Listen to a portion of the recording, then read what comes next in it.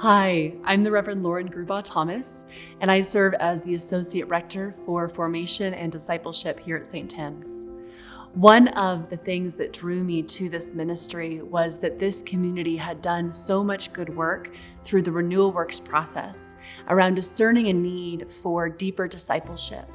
They had realized that while there was a sense of hospitality and community built on shared experiences of breaking bread together, there was a desire to grow in sharing our faith, in sharing prayer for one another, and finding ways to talk about our faith that help us to make meaning of the challenging events of our lives. And so when I came on board at St. Tim's, one of the first things that I had the opportunity to do was to convene a committee to begin deepening this work from the Renewal Works process to look at what would formation look like here at St. Tim's, not simply to begin launching programs, but to look at the character of this community, identifying what the needs are here, spiritually and otherwise, and to really, as a community, investigate how can we grow in faith together.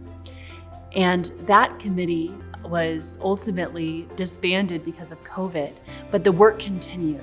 And one of the first things that came about during the season of pandemic was a series of groups called Acts Communities. These communities met throughout the summer of 2020, and they read through the book of Acts together.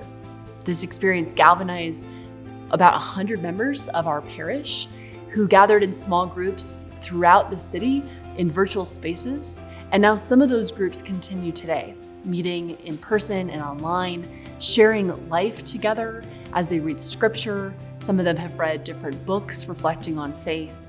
And we've found that these spaces have been incredible spaces of connection where folks have been able to experience sharing their stories from a place of great vulnerability and courage. One of the things that I really value about formation is asking big questions.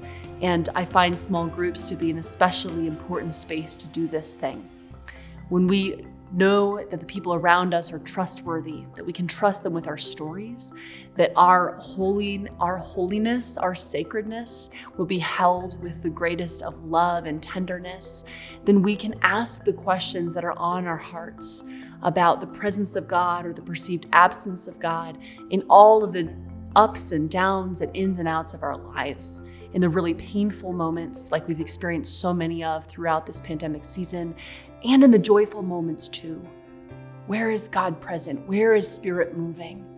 And how is God inviting us to join God in the work of becoming beloved community?